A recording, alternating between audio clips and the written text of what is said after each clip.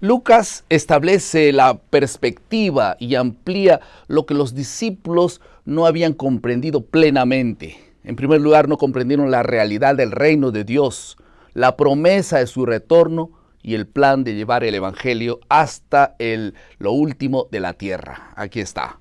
Bienvenidos al bosquejo de la lección de la escuela sabática. Estamos comenzando una nueva lección, un nuevo trimestre. Y el título de la lección de este trimestre es el libro de Hechos de los Apóstoles. Y el título de la lección esta semana es Seréis mis testigos. Vamos a tocar dos asuntos en la lección de esta semana. En primer lugar, vamos a hablar sobre la restauración del reino y en segundo lugar, sobre la misión de los discípulos. ¿Todo bien? Vamos a comenzar entonces con la restauración del reino de Dios. De acuerdo con Lucas, el principal tema que trató Jesús con sus discípulos, especialmente los 40 días después de su resurrección, fue la naturaleza del reino. Ellos no habían comprendido plenamente. Y hasta ese momento ellos no sabían, por ejemplo, encontrar sentido a la cruz. Y saben ustedes que existen dos fases que resumen la obra del Mesías. En primer lugar, él sufriría y en segundo lugar, él llegaría a ser rey. Pero los judíos se aferraron apenas a la idea de un Mesías rey que traería libertad política en vez de una libertad espiritual.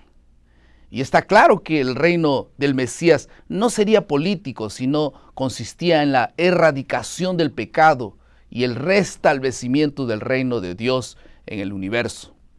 Por esto que Jesús dijo a Pilatos, recuerdan, mi reino no es de este mundo, Juan 18:36. Ahora, la pregunta es, ¿por qué ellos no tenían una expectativa correcta del reino de Dios? Saben que desde el exilio babilónico en el año 586 a.C., los judíos anhelaban más que nunca un Mesías rey. Ellos se sentían oprimidos y humillados por parte de los poderosos reinos extranjeros. Y entonces alimentaron ideas nacionalistas y como consecuencia distorsionaron su expectativa mesiánica. Esto explica por qué Jesús evitó, por ejemplo, el término de Mesías.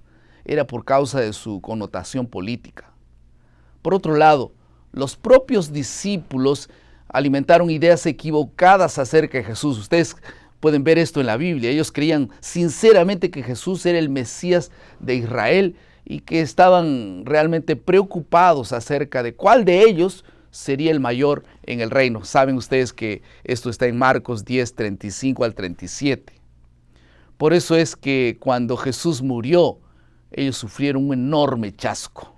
Sus sueños de gloria yacían destrozados y con gran tristeza clamaron, nosotros esperábamos que Él fuera el que había de redimir a Israel. Lucas 24:21. En este contexto, Jesús debió haberles explicado una vez más la verdadera naturaleza de su misión mesiánica. Ahora entonces pudieron captar una nueva comprensión de lo que hablaron los profetas en el pasado y pasaron a entender el reino bajo una nueva luz, una luz que procedía de la tumba vacía. Hablemos ahora de la segunda parte, la misión de los discípulos. Hechos 1:8 dice, pero recibiréis poder cuando venga sobre vosotros el Espíritu Santo y me seréis testigos en Jerusalén, en toda Judea, en Samaria y hasta lo último de la tierra. Ustedes conocen ese texto. 4 puntos importantes con respecto a la misión de los discípulos. Hemos aprendido esto en la lección de esta semana. En primer lugar, el don del Espíritu Santo. Hechos 1:5. Seréis bautizados con el Espíritu Santo dentro de no muchos días, dice la Biblia. El Espíritu Santo es el poder real detrás del Evangelio. Sin el Espíritu Santo, nadie sería atraído a la cruz. Sin el Espíritu Santo no habría convicción de pecado, ni conversión, ni transformación del corazón, ni vida santificada. Y lo peor de todo es que nadie sería inspirado a predicar el Evangelio. Por lo tanto, la misión de los discípulos dependía enteramente de la intervención del Espíritu Santo. Por eso es tan importante este tema.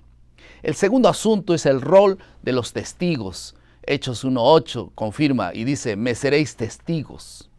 Los discípulos tuvieron el privilegio de dar un informe de primera mano de lo que ellos habían visto, oído, experimentado durante su tiempo con el Maestro.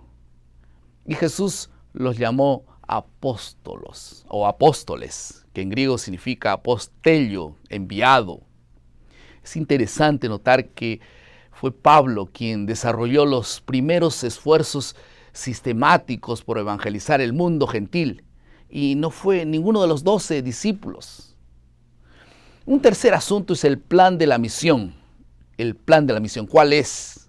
El panorama de su misión era global, comenzando en Jerusalén, luego Judea, Samaria y finalmente a lo último de la tierra. Y finalmente, la orientación de la misión. ¿Cuál era la orientación de la misión? Y en el Antiguo Testamento, las naciones circundantes debían ser atraídas a Dios por medio de Israel.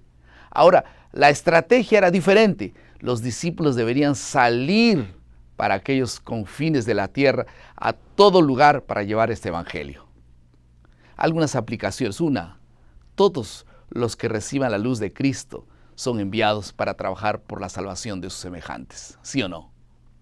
Para esa obra fue establecida la iglesia y todos los que toman sobre sí sus sagrados votos deben ser colaboradores de Cristo. Quiero terminar diciendo que la promesa del Espíritu Santo de Hechos capítulo 1, versículo 8, nos desafía a vivir en el Espíritu para tener una poderosa influencia a la hora de testificar. Entonces, no es lo más importante saber de la palabra o salir a predicar la palabra. Lo más importante, primariamente, es tener el Espíritu de Dios para que Él nos capacite, para que Él nos sensibilice, para que Él nos transforme. Y entonces esta palabra y esta conversión y este testimonio podamos llevar a los demás. ¿Qué te parece esta semana? Puedas tornarte un testigo fiel de Dios. Amén. Vamos a orar. Querido Padre, muchas gracias por tu palabra. Bendice, Señor, a todos nuestros amigos, hermanos que asisten a este video para que puedan realmente estudiar la palabra, pero sobre todo recibir el Espíritu Santo. Te entregamos nuestras vidas esta ocasión en el nombre de Jesús. Amén. Muchas gracias por estar con nosotros. Recuerden nuestro lema, maná, cada día, cada uno, cada mañana es alimento para la vida. Que Dios te bendiga.